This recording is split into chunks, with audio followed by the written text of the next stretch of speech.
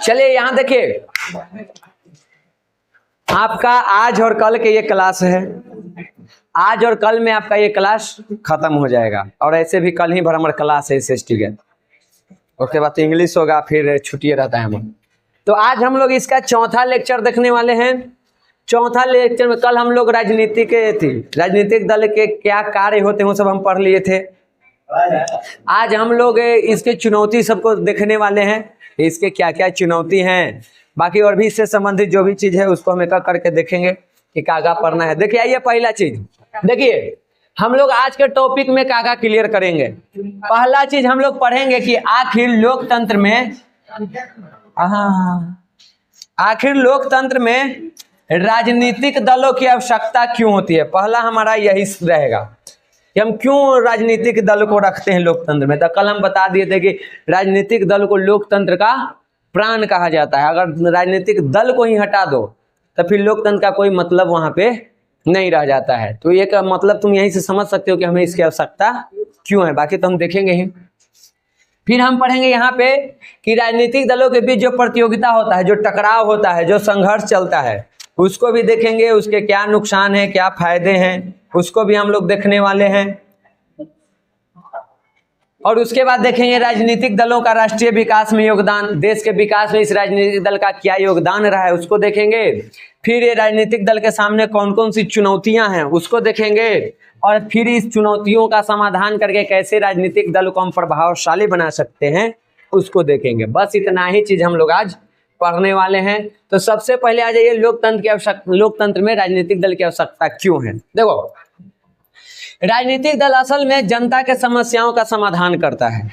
हमारी जो समस्याएं हैं, हम आंदोलन के तहत प्रदर्शन करके या एप्लीकेशन लिख के किसी भी प्रकार से हम अपने समस्याओं को उठाते हैं, और उन समस्याओं को सरकार तक पहुंचाने का काम कौन करता है? राजनीतिक दल कर रहा है। इसलिए राजनीतिक दल की आवश्यकता हमें है, लोकतंत्र में और ज्यादा हो जाता है। ठीक, तो इस कारण से राजनीतिक दल की आवश्यकता है, और यही कारण है कि इसको हम लोकतंत्र का प्राण भी कहते हैं। ठीक, लोकतांत्रिक शासन व्यवस्था में राजनीतिक दलों की आवश्यकता को नजरअंदाज हम लोग नहीं कर सकते हैं, क्योंकि अगर राजनीतिक दल को यहाँ हटा दीजिएगा तो फिर लोकतंत्र का वहां पे कोई मतलब नहीं रहेगा। फिर तो एक तरह से कहेगी तानाशाही। अगर एक ही पार्टी रहे और वही खाली चुनाव लड़े तो क्या हम उसको लोकतांत्रिक देश कहेंगे? उस व्यवस्था को हम लोकतंत्र कहेंगे? तो लोकतंत्र होने के लिए राजनीतिक दल होना चाहिए, और राजनीतिक दल भी एक से अधिक होना चाहिए, तभी लोकतंत्र है। किसी भी शासन व्यवस्था की किसी भी समस्या पर हजारों लोग अपना विचार रखते हैं।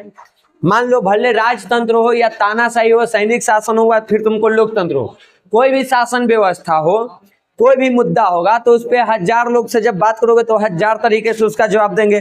सबके अपना अपना विचार होता है, और अगर खाली उनके विचारों से हम चले तो कभी भी किसी समस्या का समाधान हम कर ही नहीं पाएंगे, क्योंकि हजार व्यक्ति हजार तरह की बातें कर रहे हैं। लेकिन राजनीतिक दल एक ऐसा दल होता है जो एक विचार के होता है, एक विचार के लोग एक साथ होते हैं, तो वहां पे निर्णय लेने में आसानी होती है, व्यवस्था को चलाने में आसानी होती है। देखो, तो जो भी ये विचार होते हैं, ये विचार और दृष्टिकोण कोई भी मतलब नहीं होता है। बहुत सारे ऐसे होते हैं, मान लो हम अकेले किसी बात को बोल रहे हैं कि छात्रों के जो, मान लो एक मुद्दा रखें कि छात्रों का जो क्वेश्चन लीक हो रहा है, ये सब एक साथ न होकर के अकेले अकेले करता। टीचर अकेले बोल रहा है, कोई स्टूडेंट जो है वो अकेले बोल रहा है, किसी के साथ नहीं कि हम अकेले बोलेंगे। बताओ क्या सरकार पे इसका प्रभाव पड़ता? लेकिन जब ये सभी लोग संगठित हुए, एक जगह हुए, तो सरकार पे उसका प्रभाव पड़ा। थोड़ा सा पड़े या ज्यादा पड़े, प्रभाव तो पड़ा। तो एक संगठन की जरूरत होता है। वही संगठन जब राजनीतिक क्रियाकलाप करने लगता है तो राजनीतिक दल बन जाता है। तो अगर आपको अपने विचार को प्रभावशाली बनाना है तो उसके लिए आपको जरूरत है एक राजनीतिक दल के, या कहो कि पहले संगठन बाद में राजनीतिक दल के। उसे कहो तो शांत रहेला। समझ गए? राजनीतिक दल देश के लोगों की भावनाओं और विचारों को जोड़ने का काम करता है। जो भी लोगों के विचार हैं एक जैसे, उनकी भावना एक जैसे है, तो उन सभी को जोड़ के राजनीतिक दल एक अलग बनता है, वो उस भावना को दर्शाता है। ठीक, इसी दृष्टि से हमारे लिए राजनीतिक दलों की आवश्यकता होती है। लोकतंत्र में राजनीतिक दल की आवश्यकता इसलिए भी है कि यदि दल नहीं होगा तो सभी उम्मीदवार निर्दलीय होंगे। एक और कारण है, लोकतंत्र में ये तो पढ़े कि हमने कि अपना बात रखना है, तो उसके लिए हमको एक राजनीतिक दल की आवश्यकता पड़ेगी। अपने बातों को प्रभावशाली बनाने के लिए हमको राजनीतिक दल की आवश्यकता है। ठीक, सरकार का ध्यान अपनी ओर खींचने के लिए हमें एक राजनीतिक दल की आवश्यकता है। मान लो इसको हटा भी दे कि नहीं हम ये काम संगठन से कर लेंगे, हम राजनीतिक दल नहीं रखेंगे, अपना संगठन बनाएंगे, छात्र संगठन अपना काम करेगा, मजदूर संगठन अपना करेगा, जो महिलाओं का संगठन है अपना करेगी, ऐसे करके हम किस संगठन रखेंगे, राजनीतिक दल हमको न चाहिए। ठीक है, चलो तुमको राजनीतिक दल नहीं दिए। अब बताओ, हमने के देश में चुनाव हो रहा है, चुनाव के नियम क्या है, बहुमत व्यवस्था चल रहा है यहाँ पे, जिसको सबसे ज्यादा बहुमत प्राप्त होगा वही विजयी होगा। उसके बाद अगर हम लोग बात करो केंद्र में, तो 543 गो सीट है, सरकार बनाने के लिए आपको कम से कम 272 गो चाहिए। अब बताओ, अगर राजनीतिक दल नहीं रहेगा तो क्या ये 272 कभी पूरा हो पाएगा? सब तो निर्दलीय रहेगा, तो 272 होगा कैसे? जो 272 सीट पूरा होता है वो किसी राजनीतिक दल का ना होता है। अभी बीजेपी एक राजनीतिक दल है, उसका 272 गो से ऊपर जब उसका सब सांसद हुआ, उसका उम्मीदवार हुआ, तभी ना वो सरकार बनाया। मान लो बीजेपी नाम के कोई पार्टी नहीं रहता, कांग्रेस नाम के कोई पार्टी नहीं है, तो हम अपना निर्दलीय लड़े, तुम अपना लड़ी, ये अपना लड़ी, अपना लड़ी, बताओ 272 कैसे पूरा करेंगे? सब तो अकेले है, तो अकेले वाले को कभी 272 कर सकते हैं? हम अकेले 272 होंगे? तुम लोगों को साथ में लेना होगा, तो साथ में लेंगे तो एक संगठन रखेंगे, एक नाम रखेंगे उसका, और राजनीतिक क्रियाकलाप करे तो वो संगठन का बन जाएगा, राजनीतिक दल। तो अगर मान लो राजनीतिक दल ना रहे तो क्या ये चुनाव संभव है? ये जो हम लोग सरकार की स्थापना करते हैं बहुमत के आधार पर कि जिसको 272 सीट प्लस आ जाएगा, उसी को हम सरकार में रखेंगे, किसके माध्यम से होता है? 272 लोग किस माध्यम से जुड़ते हैं? राजनीतिक दल के माध्यम से जुड़ते हैं। अगर वो राजनीतिक दल हटा दो तो ये सब निर्दलीय हो जाएंगे और शासन का स्थापना ही तुम्हारा नहीं हो पाएगा, सरकार का गठन ही नहीं हो पाएगा। इसलिए हम लोग को लोकतंत्र में राजनीतिक दल की आवश्यकता पड़ती है। क्लियर ये बात? समझे? क्लियर हुआ? अरे क्लियर हुआ जी? हाँ, तो अभी मॉरल नियर बोल रहा है, एकदम एनर्जी में बोल, दशहरा चढ़ल है। आगे देख, उसके बाद देखो, उम्मीदवार अपनी नीतियां राष्ट्र हित में ना बना करके उस विशेष क्षेत्र के लिए बनाएंगे जिन क्षेत्रों में वे चुनाव लड़ रहे हैं। अब देखो कहेगा कि चलिए तो इस सिस्टम में हटा देते हैं, हम सरकार के गठन ऐसे ना करेंगे, हाँ के लिए निर्दलीय रखेंगे। निर्दलीय रखिएगा तो उसमें टकराव हो जाएगा। मान लो हमने सब हैं, हमने 10 लोग 10 गांव से हैं, मान लो निर्दलीय मतलब कोई दल में नहीं रहेगा, ना बीजेपी में, ना कांग्रेस में, ना आरजेडी में, ना वो अकेले, हम अकेले लड़ा, हम अकेले जीतम, वैसे भी जीत सकता है। मान लो हमको, हाँ अगर वो क्षेत्र के जनता का साथ है तो जीत जाएगा, वो संसद में भी जाएगा, तो हार न गया था, निर्दलीय जीत सकता है। अगर मान लो जैसे हमको लग रहा है कि हम विधायक के चुनाव हम जीत जाऊं, हम आरजेडी के पास गए कि हमको टिकट दीजिए, मतलब अपना पार्टी से हमको खड़ा कीजिए। टिकट देने का मतलब आप ये घोषणा कीजिए कि विक्रम विधानसभा क्षेत्र से हम लड़ेंगे आपके पार्टी से। कहा कि नहीं, चलिए बीजेपी के पास चले गए कि तुम रख लो, कहा नहीं, और जदयू बीजेपी तो सब साथी में है, तो मान लो ऐसे गए, कांग्रेस उधर है, जन स्वराज के पास गए, वो कहा कि नहीं, और हमको लग रहा है कि हम चुनाव जीत सकते हैं, तब जब कोई दल हमको नहीं रखेगा तो हम बिना दल के खड़ा होंगे, अकेले स्वतंत्र। उसमें है हम चुनाव लड़ेंगे, हमारे एरिया के विक्रम विधानसभा क्षेत्र के सब लोग हमारे साथे हैं, हमको वोट दिया, हम जीत गए, हम जाएंगे विधानसभा में, जाके हम बैठेंगे, लेकिन हम किसी दल का नहीं रहेंगे, हम निर्दलीय रहेंगे। यानी सरकार से सवाल कर सकते हैं, ये मेरा अधिकार है। सरकार में हम कभी नहीं जा सकते हैं क्योंकि हम अकेले हैं। सरकार में जाने के लिए बिहार में आपको टोटल 243 गो सीट है, तो आपको 122 गो चाहिए, तो हम अकेले 122 तो नहीं हो सकते हैं, कोई दल वाला ही होगा, तो हम जीत के जा सकते हैं, लेकिन मेरा कोई दल नहीं है, तो सरकार में हम नहीं हो पाएंगे। चीज समझ में आ रहा है ना? आ रहा है, उड़ गया माथा पर से। देखो एगो पार्टी है ए नाम के, एगो पार्टी है बी नाम के। नियम ये है कि मान लो बिहार में भी चुनाव चल रहा है, तो 243 गो टोटल सीट है, यहां से समझो, एगो 543 केंद्र में है, 72 कहां से तो याद आ गया। अभी हम बिहार के बात कर रहे हैं, वो जो बोल रहा है पूरा देश में है। पहले देखो ये ए नाम के एगो पार्टी है, एक यहाँ पे बी नाम के पार्टी है, एक मान लो सी नाम के पार्टी है, 3 गो पार्टी है। बिहार विधानसभा के चुनाव हो रहा है 243 सीट के लिए। 243 सीट मतलब समझता है, पीछे 7वां में पढ़वे नहीं किया। 243 सीट के मतलब है विधानसभा में पूरे बिहार से 243 गो विधायक चुना के जाएगा। हाँ, खड़ा उसमें हजारों हो सकता है, लेकिन चुना के कै गो जाएगा। अब वो कैसे चुनाएगा? जिसको सबसे ज्यादा वोट मिलेगा, मान लो विक्रम में 10 विधायक खड़ा हुआ, तो 10 में सबसे ज्यादा जिसको वोट मिलेगा उसी को विधायक घोषित किया जाएगा। वो जाके कहाँ बैठेगा? विधानसभा में। ऐसी पूरे बिहार से टोटल चुना के कितना आएगा? 243 को आ गया। अब मान लो इस 243 कोई राजनीतिक दल के नहीं है, वहां पे राजनीतिक दल है ही नहीं है, तब बताओ सरकार बनाने के लिए नियम है कि आपको कम से कम 122 सीट होना चाहिए आपके पास, यानी आपके साथ 122 को विधायक सहयोग में होना चाहिए, आपके साथ रहना चाहिए, तभी आप सरकार बना सकते हैं, आप मुख्यमंत्री बन सकते हैं। अब हम अकेले 242 को जो है वो अकेले, बताओ 122 कभी पूरा होगा? सब तो अकेले अकेले है, कभी पूरा हो पाएगा? तो जब पूरे नहीं होगा 122 को तो हम सरकार कैसे बनाएंगे? जबले तुनी में से 122 को हमारे समर्थन में एक साथ ही ना आएगा कि हमको मुख्यमंत्री बनाया जाए, तू लोग इसका सपोर्ट कर रहा है, तब तक क्या हम मुख्यमंत्री बन पाएंगे?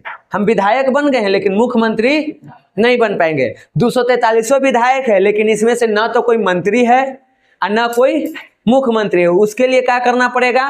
122 लोगों को कम से कम, उससे ज्यादा हो जाए लेकिन कम से कम 122 लोगों को एक साथ आना होगा, सहमति से, साथ है, तभी बनेगा। क्योंकि आधा से ज्यादा हो जाएगा तो वहां भी बहुमत मिल गया आपको। अब समझो, इसमें यहां तक क्लियर हुआ आपको राजनीतिक दल की आवश्यकता है। अब देखो राजनीतिक दल और निर्दलीय में अंतर। ये ए नाम के राजनीतिक दल है, ये अपना मान लो कि यहाँ पे 200 विधायक को खड़ा किया। कौन? ये 200 विधायक को अपना खड़ा कर दिया, हाँ, अपना पार्टी से 200 आदमी के पूरे बिहार में, ठीक। यहाँ पे तुमको मान लो इसको आरजेडी जदयू जो भी मानना है, ऐसे भी मान के तो समझ सकते हो। ये मान लो अपना खड़ा किया 150, क्योंकि इसको 122 से चाहिए, तो 150 में से भी 122 को तो जीत ही सकता है, मान लो 30 हार जाएगा। और यहाँ पे ये है, ये मान लो खड़ा कर दिया अपना, कितना ले ले, इतना ज्यादा मत रखो, इसको मान लो रख लो कि 160 विधायक ही हो अपना खड़ा कर दिया, ठीक। ये सब चुनाव में अपन अपन विधायक को उतारेगा, पूरा प्रचार प्रसार करवाएगा कि एकरा वोट द, ई द ऊ द, ठीक। चुनाव उनाव हो गया, चुनाव हो के पूरे बिहार से मान लो इसका आदमी चुना के आया 144 को मान लो, ठीक। इसका चुना के मान लो आ गया तुमको 80 को मान लो, तो 80 या 44 कितना हो गया? आए रुको ना, इसमें घट कितना रहा है?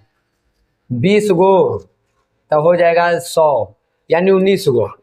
19 गो इसका जीत के आया मान लो, क्या कि सब पार्टी के उतने तो वैल्यू है नहीं, कोई पार्टी बहुत ज्यादा नामी था गया। अब बताओ ये तीनों पार्टी में केकर सरकार बनेगा? इसका बनेगा। ये क्लियर हो गया? आए अब पहले ही समझो, ये क्लियर हो गया, इसका सरकार बन गया। क्योंकि चाहिए कितना? 122 से आ गया कितना? 144। अब देखो, हो सकता है मान लो इसका 122 नहीं, इसको अब हम रख देते हैं 130 पर। अब ऐसे समझो, और बाकी हम यहाँ पे रखते हैं एगो एक्स्ट्रा में, यहाँ ही कोई दल नहीं है, और ऐसे आया है यहाँ पे 14 को विधायक जीत के, जो कोई पार्टी से नहीं। यहाँ 130 ए नाम के पार्टी के नाम पर जीता है। जैसे हमने के तरफ कहा जाता है कि अगर आरजेडी अपना कुत्ता भी खड़ा कर देवे ना तो इधर से जीत जाएगा, और ओकरे वोट देगा, पार्टी के नाम पर वोट पड़ता है। और असल में जो यहाँ पे उम्मीदवार खड़ा होता है वो आरजेडी से नहीं होता है, वो कांग्रेस से खड़ा होता है। लेकिन कांग्रेस आरजेडी में गठबंधन है, तो आरजेडी अपना उम्मीदवार नहीं खड़ी करेगी, वो कांग्रेस के उम्मीदवार को ही क्या करेगा? सपोर्ट करेगा, और वो जीत के जाता है। समझ गई? खैर जो भी गया गया किससे? पार्टी से। यहाँ पे 130 को आ गया, सरकार बना लेगा। अब ये तो सरकार में है, गया टोटल मिला के 243 हो रहा है, पहुंच गया विधानसभा में, ये सरकार में है। तो ये लोग क्या करेंगे? घरे आ जाएंगे, ये लोग भी रहेंगे। विधानसभा में 2 गो घर होता है, ऐसे मान लो विधानसभा है ना, तो यहाँ पे बैठेंगे अध्यक्ष उपाध्यक्ष, और यहाँ से एक घर ई है और एक घर ई है। एने बैठेगा सरकार में जो जीत के आया है 100 क्या गो है 30 गो सीट ना, ई जितना भी है ना वो बैठेगा इधर, इसको हम लोग कहते हैं विपक्ष।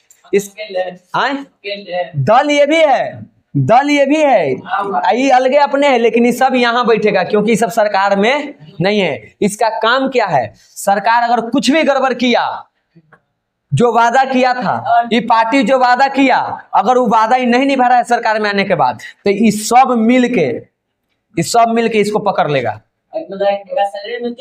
हाँ जी, सबके मिलता है, ये 243 के, समझ गया। तो ये सब के काम का होता है, रहेगा विधानसभा में, लेकिन ये सब सरकार में नहीं आएगा। ये कोई योजना लेके नहीं आ सकता है, योजना सब लेके कौन आएगा, ये। और अगर ये योजना लेके नहीं आ रहा है, इलेक्शन के टाइम वादा किया था नहीं लेके आ रहा है, तो ये तीनों मिलके, ये दोनों पार्टी, ये जो निर्दलीय है, जो बिना दल के है, ये सब मिलके इसको पकड़ लेगा। हाँ, उसके बाद मान लो ये कोई योजना लाया सरकार कि हम योजना लाना चाहते हैं, और इन लोग के अगर पसंद नहीं है तो वोटिंग होता है। मान लो जैसे लाया ना कि हम महिलाओं को 1 लाख छात्रवृत्ति देंगे, मान लो लाया, ये लोग के लगा कि यहाँ पर 1 लाख खाली लड़की के छात्रवृत्ति मिलेगा, देश राज्य के सही से विकास नहीं हो पाएगा, इतना नहीं 50,000 तक ठीक है, 1 लाख नहीं दे सकते हैं। इन लोग को मान लो ये पसंद नहीं आया, ये बिल लेके यहाँ पे आया कि हम ये नियम बनाना चाहते हैं, तो ये लोग इसका विरोध कर सकता है।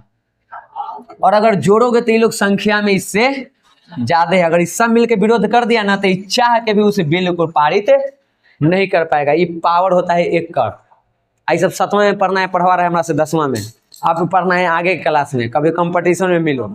यहाँ तक समझ में आया?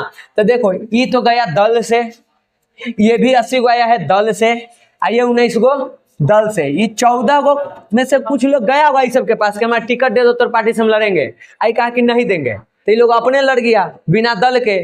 और ये सब निर्दलीय, इसका कोई दल नहीं। क्या ये कभी सरकार में आ सकता है? कभी नहीं। क्यों नहीं आएगा? क्योंकि आप 122 कभी पूरा हो ही नहीं सकते, आप सब तो अकेले अकेले हैं, ये 14 अकेले है अपन अपन, तो 122 पूरा नहीं कर पाएगा, तो सरकार में नहीं आएगा। दूसरा जो तो सवाल था कि क्या इसको ही में मिला सकता है, एकदम मिला सकता है, इसमें कोई दोहराई नहीं है। इसको जब ये दोनों मिल जाएगा ना, तो इसको हम कहते हैं गठबंधन। क्या कहते हैं इसको? हाँ, गठबंधन। जैसे बीजेपी जदयू। अब बताओ, ये पार्टी इससे गठबंधन क्यों करेगा? तो ये देखो क्यों करेगा। मान लो इसको 130 के जगह आया 20 गो सीट, इसका आ गया है तुमको 90 सीट, तो अब इसके पास 2 रास्ते हैं, ये किसी से भी गठबंधन कर सकता है। इसको 2 सीट न कम रहा है, तो ये चाह के इससे भी कर लेगा, अगर ये चाहे तो इससे भी गठबंधन कर सकता है, और नहीं तो निर्दलीय दलों में से भी 2 व्यक्ति को या 4 गो 10 गो 14 को लेकर के वो 122 पूरा कर सकता है, अपन सरकार के गठन करेगा। तो सरकार के गठन के लिए हमें राजनीतिक दल की आवश्यकता पड़ती है, बिना राजनीतिक दल के हम सरकार के गठन नहीं कर सकते हैं। समझ में आ गया? क्लियर है? अब टॉपिक पे आ जाए। हाँ, ऐसे ही कहिए कि समझ गए, जब लइकन कहे ना कि समझ गए तो बड़ा खुशी मिला है, हाँ कि कुछ बढ़िया पढ़ेली। आगे देखो, अगर मान लो तो कहा कि हम ऐसे ना रखेंगे, तो नहीं रखेगा तो 243 व्यक्ति 243 जगह से जीत के आया है, तो ये चाहेगा कि खाली हमारे क्षेत्र का विकास हो, ये चाहेगा कि खाली हमर हो, तू चाहेगा खाली हमारे क्षेत्र में, वो चाहेगा खाली हमारे क्षेत्र में, सब अपने में लड़ जाएगा, क्योंकि कोई राजनीतिक दल तो है नहीं, और देश की एकता अखंडता खतरे में पड़ जाएगा। सब अपन अपन क्षेत्र के विकास में लग जाएगा, पूरे राज्य के बारे में कोई नहीं सोचेगा। जबकि राजनीतिक दल होता है तो उसका रहता है कि पूरे राज्य से हमको 122 को जमा करना है, तो पूरे राज्य को ध्यान में रखेगा कि यहाँ ये काम कर दिए, वहाँ वो काम कर दिए, उस क्षेत्र में ये काम करवा दिए, ऐसे मिला के। लेकिन हम एक ही पार्टी अगर निर्दलीय रहेंगे, हम अकेले जीत के आएंगे, तो खाली वहाँ सोचेंगे, बाकी के हम काहे सोचे, हमारा का लेना देना। मान लो वही तो कह रहे हैं कि तुमको अगर निर्दलीय बना के भी मान लो कह दिया कि ना हम संविधान में संशोधन करेंगे, और निर्दलीय वाला ही रखेंगे कि अकेले अकेले जीत के जाओ और सरकार में रह जाओ, ऐसा नियम लाओ, तो ऐसा नियम भी लगेगा तो सफल नहीं हो पाएगा, क्योंकि आप लोग लग जाइएगा 243 अपन अपन क्षेत्र के फेर में, तो कोई भी योजना सही से नहीं बन पाएगा और टकराव चलते रहेगा। इसलिए हमें राजनीतिक दल की आवश्यकता है। समझ गए? आगे देखिए, तो इन सारी समस्याओं को बचाने का काम, इन सारी समस्याओं से हमको कौन बचाता है, इसका समाधान कौन करता है? राजनीतिक दल वो जब राजनीतिक दल कोई भी नीति कार्यक्रम लाता है तो किसी खास क्षेत्र के लिए नहीं लाता है, पूरे राज्य के लिए लेके आएगा। और अगर वही केंद्र में आया है तो पूरे देश के लिए लेके आता है। कुछ विशेष परिस्थितियों में किसी खास क्षेत्र के लिए लाया जाता है कभी कभी। जैसे लगा मान लो बिहार सरकार के कि अरवल जिला एकदम पीछे है तो बाकी को साइड करके कुछ योजनाएं वो खाली अरवल लगे लेके आएगा। जैसे भारत सरकार के लगा कि बिहार एकदम पिछड़ा राज्य है तो बाकी राज्यों को साइड करके बिहार के लिए कुछ स्पेशल नियम ला सकता है कभी कभी, कुछ विशेष परिस्थिति में, हमेशा नहीं। ठीक, तो ये हमारे सारे समस्याओं का समाधान करता है राजनीतिक दल। और पहले ही दिमाग में बैठा लो, हम जितना भी बता रहे हैं वो सिद्धांतिक है, व्यवहार में सब उल्टा है। ठीक, तो अपन दिमाग में लगा लेना, आज से उसको तुलना मत करना कि सब तो उल्टी हुई थी। हम सिद्धांत पढ़ा रहे हैं, व्यवहार में का है वो हम कैसे कह सकते हैं। ठीक, आगे देखिए, राजनीतिक दल में एक चीज और होता है, इसमें एक कोई जाति एक धर्म के व्यक्ति नहीं रहता है। भले हमारा राजनीतिक दल हम लोगों को बेवकूफ बना के वोट बटोरने के लिए जाति धर्म के नाम पे लड़ा देता है। जो भी पार्टी तुमको जाति धर्म के नाम पर वोट मांग रहा है उसको देखना तो कि क्या उसके जो उम्मीदवार हैं क्या सभी के सभी उसी जाति उसी धर्म के हैं, क्या बीजेपी में कोई मुसलमान नहीं है और कौन आरजेडी में कोई दूसरे जाति के लोग नहीं हैं। लेकिन अगर आरजेडी को अपने जात वाले का वोट खींचना है तो उसको पता है जब जात की बात करेंगे तब आएगा। बीजेपी को हिंदुओं का वोट खींचना है, उसको पता है जब तक हम इसको नहीं भड़काएंगे वोटे नहीं देगा, जब तक नहीं डराएंगे धर्म के नाम पर। तो डरा सकता है तुमको। अभी तो खैर वो बीजेपी में चला गया है। जो हमने के क्षेत्र से सिद्धार्थ जीतता था तो कांग्रेस से है, आरजेडी को सपोर्ट करता है, भूमिहार है, और आप जात के नाम पर वोट दे रहे हैं। खराब भूमिहार के कहले है, कैसे करें? कुछ जातिवाद है पूर्णतः, वो सब एक जुमलाबाजी है, वो सब एक फंडा है, कैसे वोट को अपनी ओर खींचना है, और इसलिए वो खींचता है। समझ गए? ऐसे कर करके खींचेगा तुमको। क्लियर है? तो आप लोग इसलिए कहते हैं बार बार कि किसी दल के चक्कर में मत रहिए, अपना बुद्धि डेवलप कीजिए। और यही भी नहीं कि मान लो हम जैसे कहें कि हम बीजेपी को वोट देंगे तो कि हमारे सर जी तो बीजेपी की दे रहे हैं, हम देंगे। काहे तू देगा भाई? हम कुछ सोच के ना दे रहे हैं, तू हमारा कहला पर कह देगा कि हम दे रहे हैं तो तू देगा? तोर बुद्धि मर गया। तुम खुद सोचो कि हमको क्यों इसको वोट करना चाहिए। हम आरजेडी को दे रहे हैं तो तू दे देगा? तुम अपना बुद्धि डेवलप करो कि हम आरजेडी को वोट क्यों करें, ऐसा क्या खासियत है कि हम उसको दें।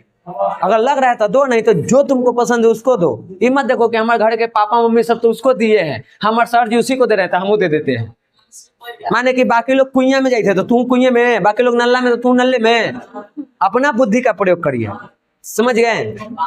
इसीलिए हम अपन वोट दिए तो कभी बतावे नहीं कि हम किसको वोट करते हैं। क्लास में तो बता सकते थे कि हम किसको दिए हैं, हम नहीं बता सकते हैं क्योंकि जाहिर सी बात है हम कितनों हैं तो तुमसे ऊपर हैं थोड़े सा, लेकिन रिस्पेक्ट तो होगा।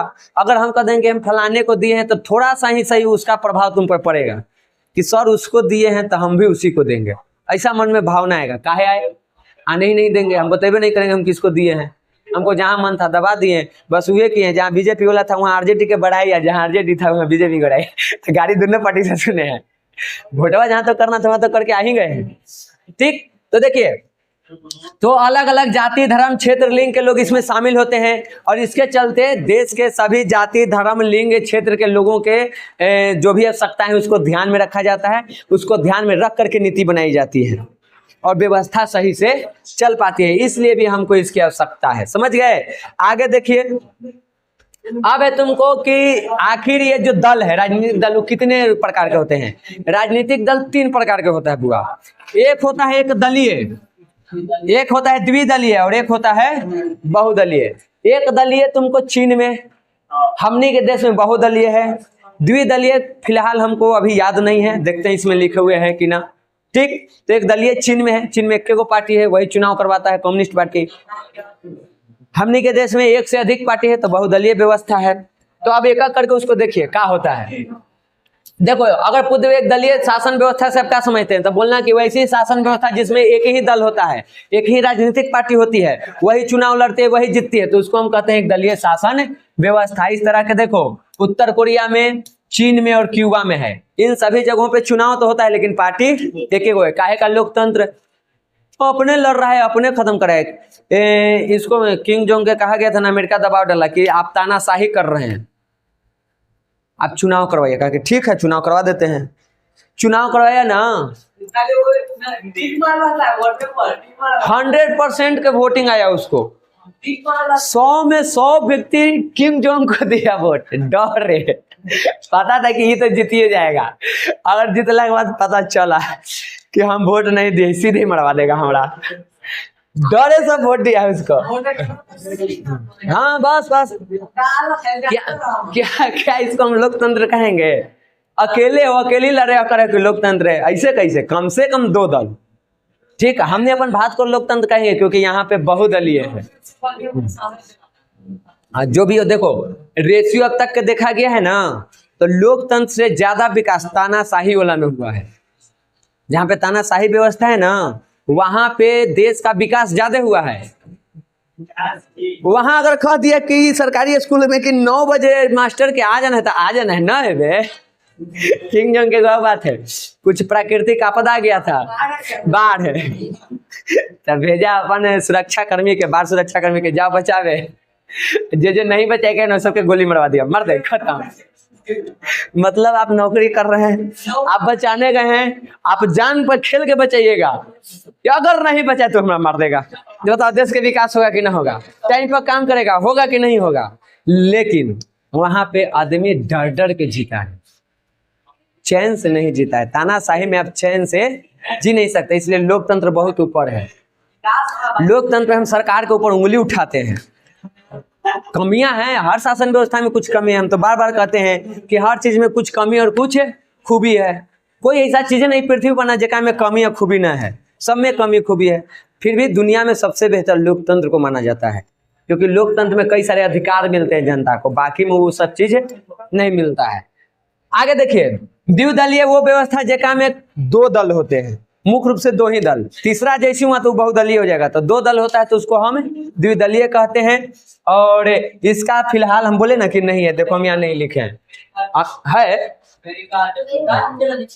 देखो यहाँ पे दिया क्या हुआ है, अमेरिका में डेमोक्रेटिक और रिपब्लिकन पार्टी है, ब्रिटेन में लेबर और कंजर्वेटिव पार्टी, ये 2 प्रमुख पार्टी है। ऐसा नहीं है, 2 पर, जैसे हम भारत में बात करें, क्या भारत में और पार्टी नहीं है? लेकिन बात 2 को होता है, केंद्र में बीजेपी और कांग्रेस, बाकी के पूछे ना है। और अगर बिहार का चुनाव हो रहा है, किसका बात हो रहा है? आरजेडी, जदयू, एने आया है जनशक्ति पार्टी, तो जनशक्ति में चल रहा है आरजेडी, जदयू तब की फेकाइल है। अब कुछ ओकरा में मोदी चाचा कर सकते हैं, काहे कि वो ईश्वर के अवतार हैं, कुछ भी करिश्मा कर सकते हैं भाई, वो बाजीगर है, वो हारलो बाजी जिता सकते हैं। और नहीं तो नीतीश कुमार के मुंह से देखो तो जदयू तो बार गया, खत्म। अब बाकी बचा आरजेडी के प्रभुत्व है, लेकिन बगल से जनशक्ति पार्टी है।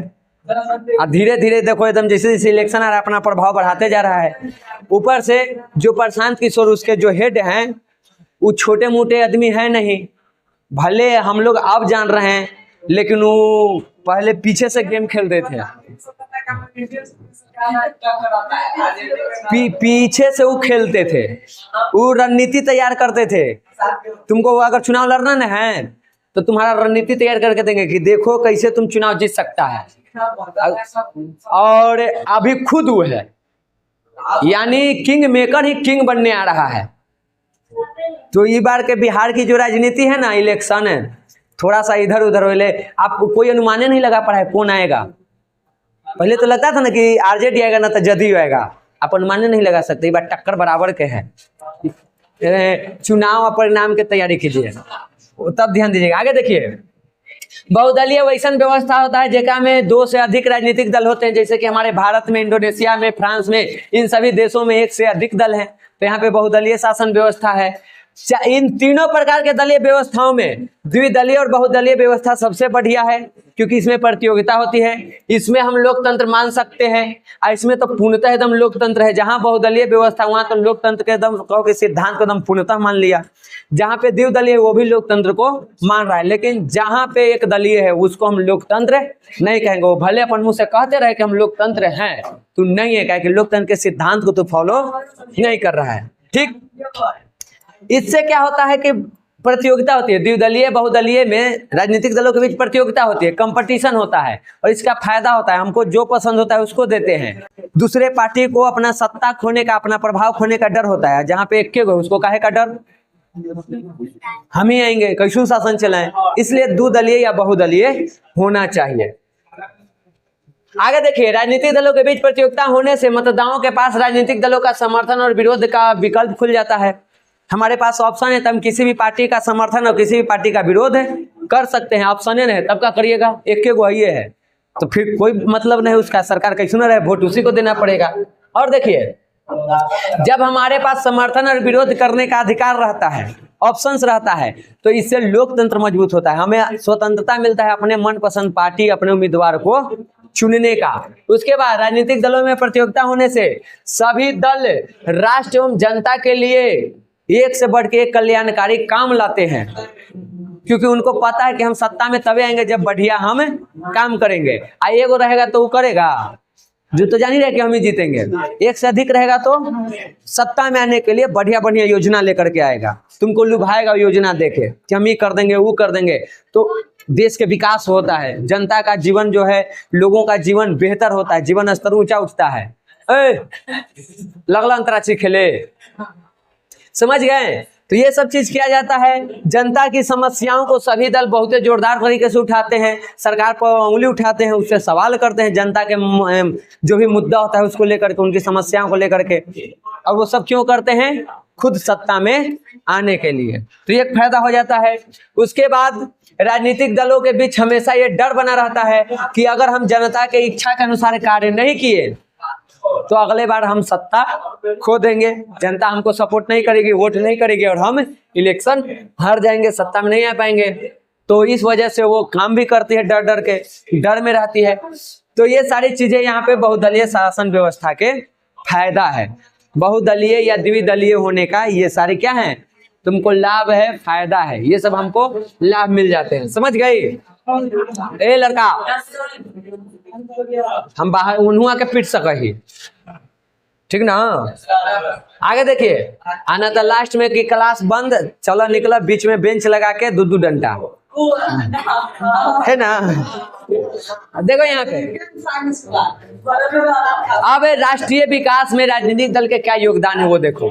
कहा जाता है कि जिस देश में राजनीतिक दल का विचार, सिद्धांत और दृष्टिकोण जितने बड़ा होता है, उस देश का विकास भी उतने तेजी से होता है। और अगर आपके देश का राजनीतिक दल का दृष्टिकोण ही खत्म है, उसकी सोच ही छोटी है, वो आपको जाति और धर्म के नाम पे लड़ाने में पड़ा हुआ है, क्षेत्र के नाम पर, तो फिर आप विकास की उम्मीद मत कीजिए। अगर आपसे ये वोट मांगा जा रहा है कि जादव जी है तो हमारा आरजेडी सपोर्ट करो, हिंदू है तो बीजेपी के सपोर्ट करो, तो आप सोचिए जब वो प्रचार इस माध्यम से कर रहे हैं तो योजना का लाएंगे, यही वाला लाएंगे। इसके बाद आप कहिएगा ये कि हमारा स्कूल कॉलेज नौकरी दो, तो वोट के यहाँ पे जाति धर्म के नाम पर आप मांग रहे हैं रोजगार, ठीक ना?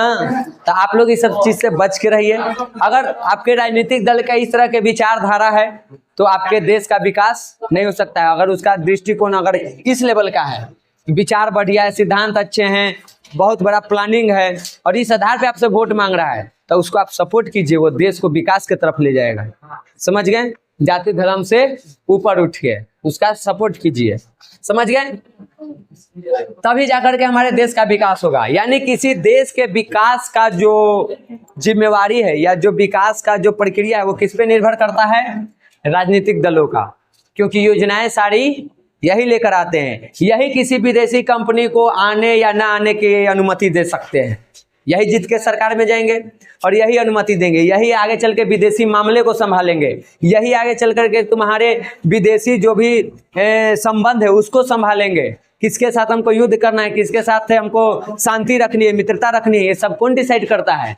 एक राजनीतिक दल है, क्योंकि इसी दल के लोग सरकार में जाते हैं और सरकार उन सारे कार्यों को करता है। तो अगर आपके राजनीतिक दल का विचार अच्छा है, सिद्धांत बढ़िया है, दृष्टिकोण बढ़िया है, तो आपका देश का विकास होगा, और नहीं तो गिरा स्तर का है तो देश का विकास भी गिरेगा। समझ गए? उसके बाद आगे का है, राष्ट्रीय विकास के लिए जनता को जागरूक समाज एवं राज्य में एकता और राजनीतिक अस्तित्व का होना आवश्यक है। अगर राष्ट्रीय विकास होना है, अगर हमारा देश का राजनीतिक दल हमें जाति धर्म के नाम पे लड़ा रहा है, इसका मतलब हम ही मंदबुद्धि के हैं। हम लड़ रहे हैं तब ना लड़ा रहा है, तो कमी तो हम लोगों में भी है। खाली हम राजनीतिक दल को दोष नहीं दे सकते हैं, जनता में भी है कि आप बहक जाते हैं। आप जागरूक बनिए। आप जागरूक जब हो जाइएगा तो इनको अपना सिद्धांत, अपना विचार, अपना दृष्टिकोण बदलना पड़ जाएगा, क्योंकि इनको समझ में आ जाएगा कि अब जातीय धर्म के नाम पे हम सत्ता में नहीं आ सकते हैं। तो विचार को अपने बदलेंगे, अपने सिद्धांत को बदलेंगे और ऐसे सिद्धांत और ऐसे विचार लाएंगे जिससे कि देश का विकास हो। लेकिन अगर हमारे राजनीतिक दल ये सारी चीजें नहीं कर रहे हैं, इसका मतलब हमने के देश के जनता भी जागरूक नहीं है, वो भी अभी जाति और धर्म में ही फंसा पड़ा है कि हम इसी के आधार पर वोट करेंगे। तो करिए। फिर काहे कहते हैं कि हमारा क्वेश्चन लीक हो गया, हमको पीट रहे हैं, हमारी बात नहीं सुन रहे, काहे सुनेंगे? वोट दिया है जात धर्म के नाम पर, अब मांग रहा है, उल्टी चीज मांगे तो पिटाएगा नहीं। मान लो हम पढ़ा रहे हैं, पढ़े आए हैं, तू SST आप पूछेगा सवाल हमारे से साइंस के, तो पिटेंगे नहीं? हमें पिटेंगे कि नहीं पिटेंगे? साइंस के सवाल जाने तो साइंस के मास्टर खोजेगा तुम जी। तो तू मास्टर खोज लिया, जाति धर्म क्या मांग रहा है रोजगार, तो नहीं पिटेगा। कोई गलती नहीं है सरकार की, गलती हमारी भी है। ठीक, आगे देखिए। राजनीतिक दल नागरिकों को अपने अधिकारों के प्रति सजग रहने के लिए भी प्रेरित करता है, वो हमको जगाता है। सरकार हमारा जब शोषण करती है तो दूसरा राजनीतिक दल उसके बारे में सजग करता है, वो हमको जगाता है, वो बताता है। जैसे अभी नया मुद्दा में लो तो राहुल गांधी ने बताया ना कि इलेक्शन में वोट के घपलाबाजी हुआ है, तो घपलाबाजी करने वाला भी एक राजनीतिक दल और उसका उजागर करने वाला भी एक राजनीतिक दल हमको सजग किया, हमको सचेत किया कि देखो तुम्हारा वोट का गलत उपयोग किया गया है। अब हुआ नहीं हुआ वो बात खत्म। हमको ये समझना है कि राजनीतिक दल हमको सजग कर रहा है कि नहीं, हमको सतर्क कर रहा है कि नहीं। हमको सतर्क भी करता है। ठीक, राजनीतिक दल में विभिन्न जाति धर्म और से अलग अलग लिंगों के लोग रहते हैं और ये सभी अपने अपने जाति धर्म लिंग के प्रतिनिधित्व करते हैं, उनकी समस्याओं को, उनकी आवश्यकताओं को ध्यान में रखते हैं और राजनीतिक दल के पास वो बात को रखते हैं और उनकी समस्याओं को समाधान करने का प्रयास करते हैं। ठीक, और इससे क्या होता है, विवाद ये सब जो भी होने वाला है वो नहीं हो पाता। यहाँ तक क्लियर? आगे देखिए। उसके बाद एक चीज और है, अगर देश के विकास करना है तो इसके लिए आवश्यक है कि शासन के निर्णयों में सबकी सहमति होना चाहिए। मान लो सरकार कोई अधिनियम लाया, कोई कानून बनाया देश के विकास के लिए और हम लोगों को मंजूरी नहीं हो, तो क्या उसको लागू कर पाएगा? वो लाया वो संवैधानिक रूप से नहीं हो, क्या वो लागू हो पाएगा? तो हमारी सहमति बहुत जरूरी होती है। हमारी सहमति मतलब जो मान लो केंद्र में 543 लोग हैं, वो लोग अगर सहमत हो तभी ना वो पास होगा। और 243 में से 300 आदमी करा कि ना होगा। और योजना बहुत बढ़िया है तो क्या सरकार कर पाएगी? कम से कम 272-73 आदमी उसके सपोर्ट में चाहिए। तो जब तक हम सहमत नहीं होंगे तब तक सरकार कोई योजना नहीं ला सकती है, और जब तक योजना नहीं आएगा तब तक देश का विकास भी नहीं हो सकता है। समझ गए? उसके बाद राजनीतिक दल संकट आपदा के समय भी राहत, ये सब कल तो हम पढ़े किए हैं कि अन्य कार्य में ये सब कार्य भी वो करता है, लोगों को राहत देने का काम करता है, उसका मदद करता है, तो ये सब चीज कर देता है। उसके बाद एक राजनीतिक दल हो रहता है, तुमको सत्ता में, एगो रहता है विपक्ष में, तो वो भी अब की बता दिए कि कैसे विपक्ष वाला पावरफुल बन के सत्ता वाला को प्रभावित करता है। ये सब काम यहाँ पे हो जाता है। समझ गए? और इस तरह से राष्ट्रीय भूमिका में ये लोग अपना महत्वपूर्ण भूमिका निभाते हैं। तो नहीं कि एगो हम फिल्म सजेस्ट करेंगे। एक फिल्म जो हमको बहुत बढ़िया लगा, उसका जो क्लाइमेक्स है ना, धो के रख दिया सबके, मतलब एकदम अंतिम के सीन। फिल्म के नाम है, अभी नहीं मिलेगा, कुछ दिन बाद मिलेगा, जॉली LLB 3। अक्षय कुमार और अशरथ वारसी के फिल्म है।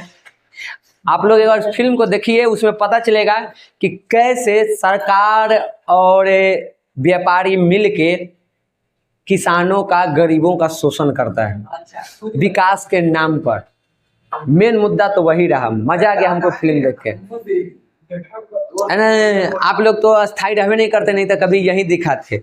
और उसमें है कोई अभद्रा वाला सीन नहीं है, एकदम साफ सुथरा फिल्म है। एक ऐसा फिल्म जो अपने माँ बाप के साथ में बैठ के तुम देख सकते हो। ठीक, बॉलीवुड के एक ऐसा फिल्म जो हमको अच्छा लगा, इसलिए आप लोगों को भी सजेस्ट कर रहे हैं, कभी वो देखिएगा। आगे देखिए।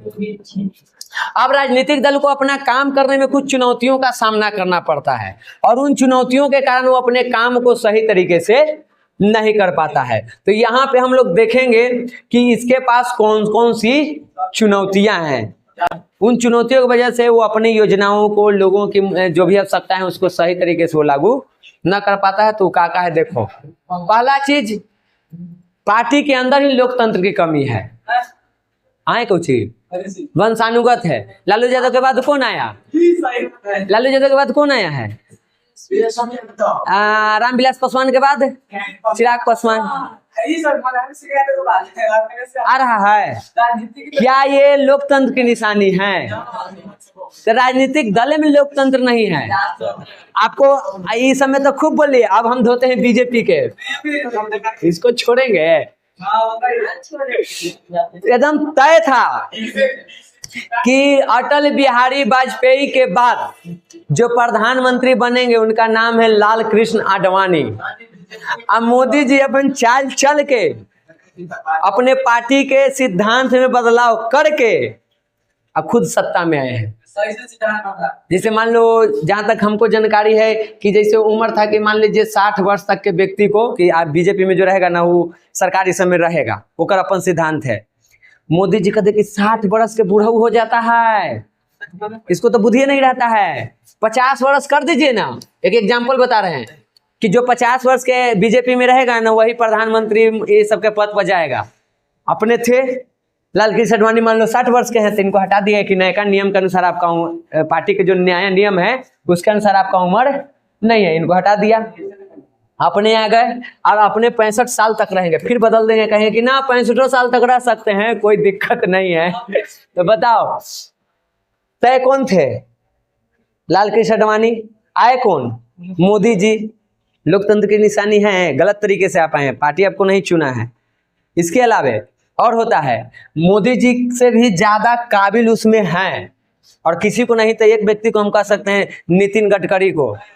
मोदी जी तो, योगी जी तो एथी में राज्य में ना है, बीजेपी से केंद्र में थोड़े हैं, राज्य में है। केंद्र में नितिन गडकरी हैं जिनको सब कोई बढ़िया मानता है, बढ़िया काम कर रहे हैं। मोदी जी बना देंगे नितिन गडकरी को? बनाएंगे तो अपने पसंद वाले किसी व्यक्ति को, भले उसमें योग्यता हो चाहे न हो। अगर मोदी जी के बेटा होता तो अपने बेटे को ही बनाते। अब देखिए जवाहरलाल नेहरू, इंदिरा गांधी, फिर कौन है, संजय गांधी बने, राजीव गांधी जो बना था वो, ठीक, उसके सब कह रहा है वंशानुगत है। क्या वहां पे आप इसको लोकतंत्र कह सकते हैं? तो पार्टी के अंदर ही लोकतंत्र की कमी है। दूसरा है नेतृत्व का संकट। अरे पार्टी में जब लोग गलत रहेगा तो नेतृत्व सही से कहां से होगा? तो इसके कारण भी पार्टी बिखर जाता है। एक चुनौती है वंशवाद। अभी बताइए दिए कि जैसे ही किसी पद से कोई हटेगा तो उसका बेटा ही वहां बैठता है। ना, जहां तक पता ना है, उनका औरत पत्नी थी, टीचर है। आगे देखो, अब उनकर छोड़ू बात। ये भी एक समस्या, कोई भी राजनीतिक दल में देखो, कोई भी पद पर विधायक हो, मंत्री हो, जब वो हटता है तो उसका बेटा ही उस पर बैठता है या उसका रिश्तेदार ही उस पर बैठता है। तो ये भी उसके लिए एक चुनौती है, योग्य व्यक्ति नहीं बैठ पाता है। और देखिए काले धन एवं अपराधियों का प्रभाव। आजकल देखो तो राजनीतिक दल में खाली अपराधी भरल है। आप क्रिमिनल है, इलेक्शन लड़िए। बढ़िया आदमी तो इलेक्शन से दूर रहना चाहता है कि वो कीचड़ है।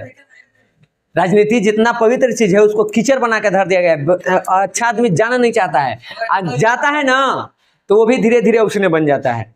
इसको देखना है तो आप देखो ये फिल्म नायक, अनिल कपूर के, अंत में बेचारा वो करे पाया जाता है, गोली मार लेता है खुद या बंदूक देता है अमरीश पुरी के हाथ में। अपने सवाल से वो बोलता है कि आप लोगों ने हमको भी अपने जैसा बना ही दिया, राजनीति कर दिया ना, गोली खुद मार के हाथ में होकर बंदूक देकर गोली मरवा देता है, खेल जाता है गेम।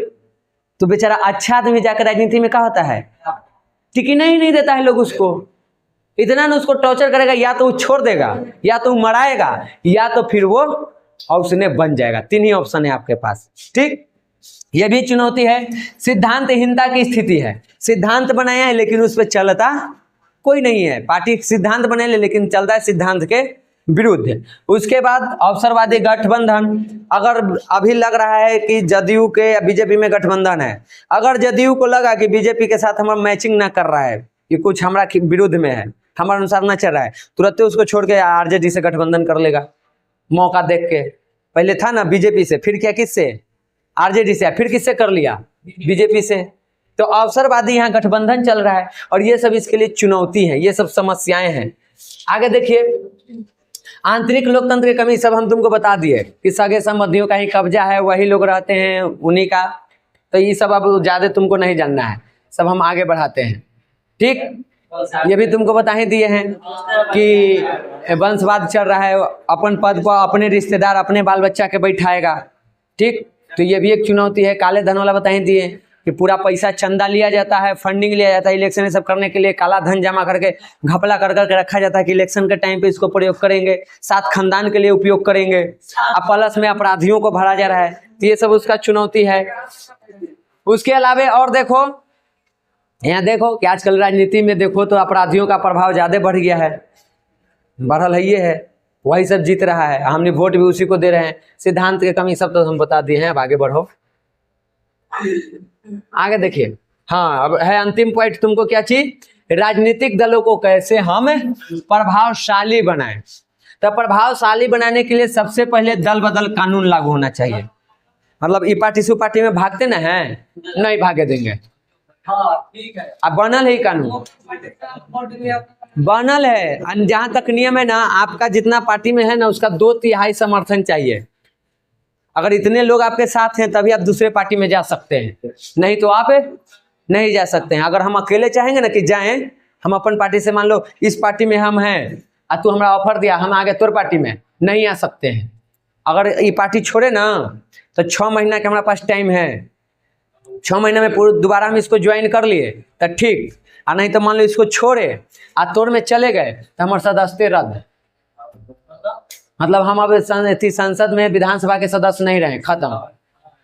आप दल कैसे बदल लिए, बदलना है तब मान लो यहाँ हमने 5 है ना, तब 5 का 2/3 जितना भी आएगा उतना लोग अगर साथे आ रहे हैं तब, अगर हम इतना लोग आपके साथ में आ रहे हैं तब हम आ सकते हैं, नहीं तो नहीं आ सकते हैं। अकेले या 10 गो 5 गो करके नहीं, आपका जितना पार्टी में है उसका 2/3 लोगों का सहमति होना चाहिए।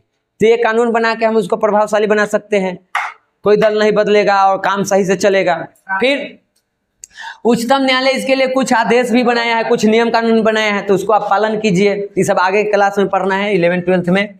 राजनीतिक दलों में आंतरिक लोकतंत्र को बहाल होना चाहिए, जो योग्य है उसकी योग्यता के अनुसार उसको पद मिले दल के अंदर।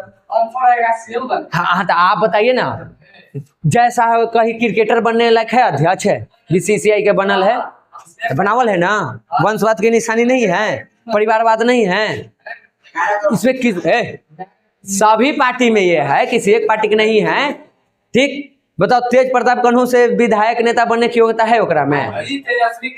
तेजस्वी में है, राजनीति करना वो जानता है, वो राजनीति करना जानता है।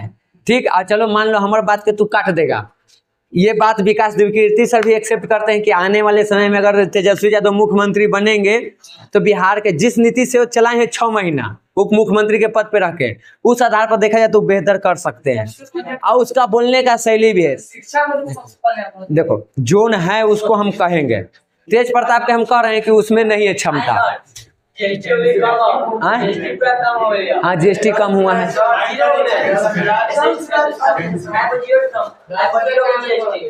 तो वो में तुनी के फायदा है, 0 जीएसटी लगेगा तो आप लोगों का फीस कम रहेगा। हाँ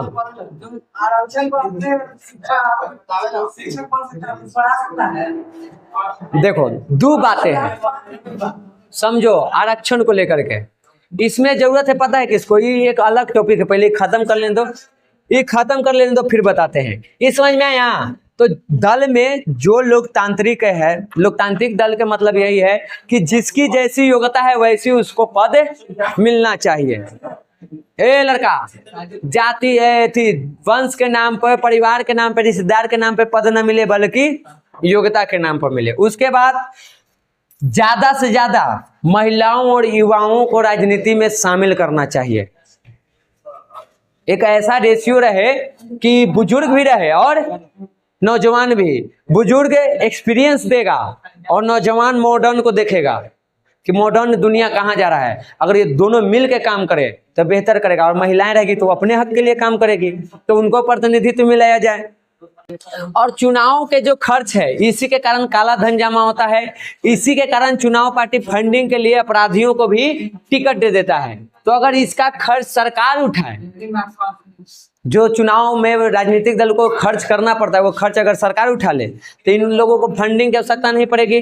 तो ऐसे लोगों को ये लोग सपोर्ट नहीं करेंगे और इस चीज से बचेंगे। तो ये सारे काम करके हम राजनीतिक दल को प्रभावशाली बना सकते हैं। वही बात यहाँ पे तुमको थोड़ा बढ़ा के लिखा हुआ है।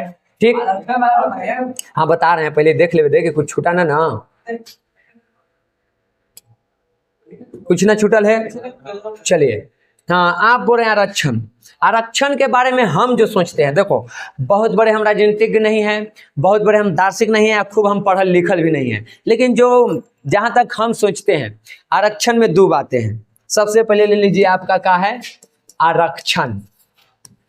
देखो इसको में हम कहें तो ये अच्छा भी है, ये अच्छा भी है और ये खराब भी है। दोनों चीजें। पूछो अच्छा कैसे, खराब कैसे? अच्छा इसलिए है कि हजारों वर्ष तक आप लोगों ने महिलाओं का और लोअर कास्ट के जो लोग हैं उनका शोषण किया।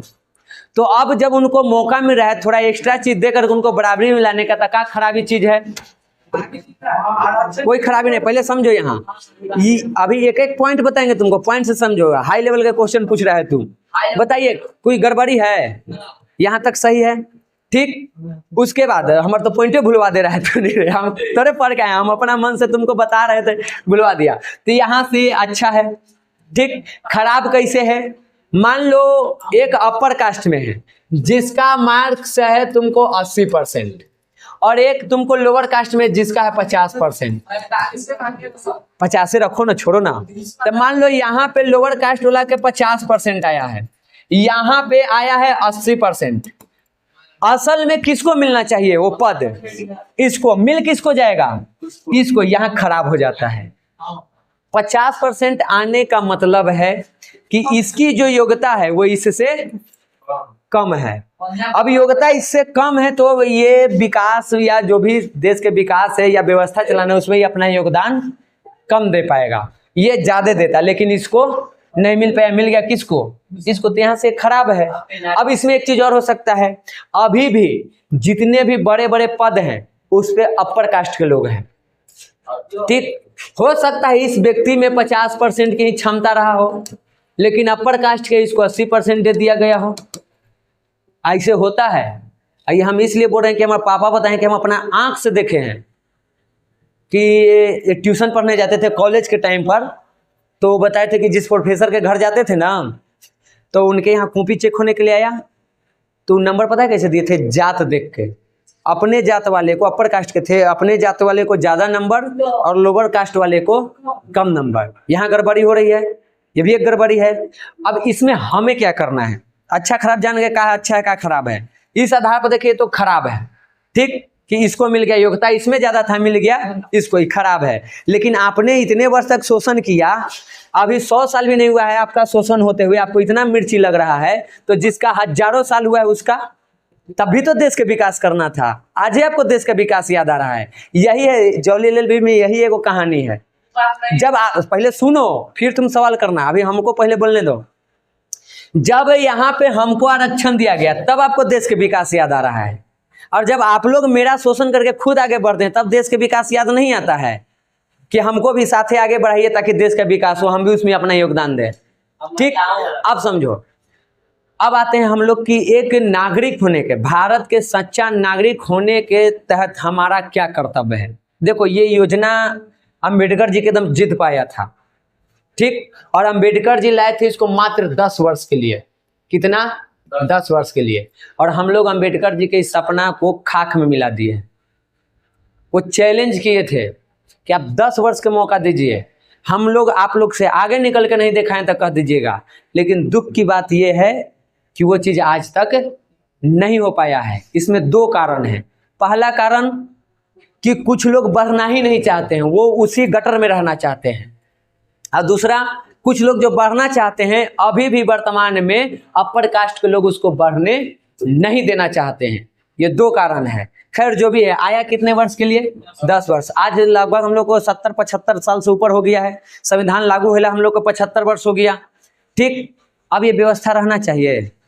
एक भारत के नागरिक होने के प्रति हमारा ये धर्म बनता है, हमारा ये कर्तव्य है कि हम आरक्षण की मांग नहीं करें, बल्कि आज व्यवस्था इतना बेहतर हो गया है कि हम पढ़ें। और ये अगर 80 लाया है ना, तो हम भी 80 ला दें, हम भी 85 ला दें, या ला करके इसके मुंह में से उसको छीन लें, मुंह में से रोटी छीन लेंगे। आरक्षण के दम पर ना कि देखो थोड़ा से गरीब है तो तू अपन रोटी उसको दे दे, उसे नहीं, लड़ के लेंगे। ये सोच किस में होनी चाहिए? लोअर कास्ट वाले में, कि हम लेंगे, नौकरी भी लेंगे, हर व्यवस्था में हम भागीदार बनेंगे, लेकिन आरक्षण लेके नहीं, थोड़ा से टक्कर लेके आरक्षण की मांग करते हैं। इसका मतलब आप ये प्रूव करते हैं कि अभी भी आप कमजोर हैं, आपकी औकात नहीं, उनसे लड़ने की क्षमता नहीं है। तो हमें ये सोच होनी चाहिए, लोअर कास्ट में ये सोच होनी चाहिए कि हम 85 लाएंगे, तू 80 लाया है ना, हम 85 लाएंगे या जॉब लेंगे। और इनमें क्या सोच होनी चाहिए कि ठीक है भाई, 1000 साल हमारे पूर्वज तो शोषण किए, करने वाले भी गए, और जिनका हो रहा था वो भी गए। अब एक नई शुरुआत करना है तो साथ मिलके चलते हैं। चलो कुछ पद हम छोड़ देते हैं, तुमको भी कहा कि तू देश के नागरिक है, तू हमारे भाई है, सब तो भाई भाई जैसा है, तो चलो अपना कुछ पद हम तुमको दे दिए। इनमें होना चाहिए, इनमें होना चाहिए कि हम तुमको आरक्षण देंगे, और इनमें होना चाहिए कि हम तुमसे आरक्षण नहीं लेंगे, हम थोड़ा सा लड़ के लेंगे, तब जाकर देश सही तरीके से विकसित करेगा। लेकिन हम लोग कहाँ पड़े हुए हैं? आरक्षण वाला पढ़ल है कि हमारी चाहबे करी, क्योंकि उसको पता है कि हम मेहनती हैं नहीं। प्लस में एक और चीज़ है, जिस दिन आरक्षण खत्म हो जाएगा ना, अभी भी अपर कास्ट में ये लोग हैं, ऊपर जितना ऊंचा पद है वो में अपर कास्ट के हैं, फिर से वही चीज़ आ जाएगा, वो आरक्षण है जो बचा के रख ले हैं। तो इस तरह के कई सारी समस्याएं हैं जिसके वजह से उलझा पड़ा हुआ है। तो अगर मेरा व्यक्तिगत बात करो तो हम जब अगर मान लो जॉब की तैयारी करें, हक की बात, तो हम इसका सहारा नहीं लेंगे, हम यहाँ लड़ेंगे। क्योंकि एक भारत के कर्तव्य नागरिक होने के नाते मेरा यह कर्तव्य है कि जो एक व्यवस्था इमरजेंसी में लाया गया, जरूरी थी उसको हम खत्म करके सही व्यवस्था लाएं। क्योंकि इसका नुकसान तो होता है, 50% वाला कभी 80% के टक्कर थोड़े देगा।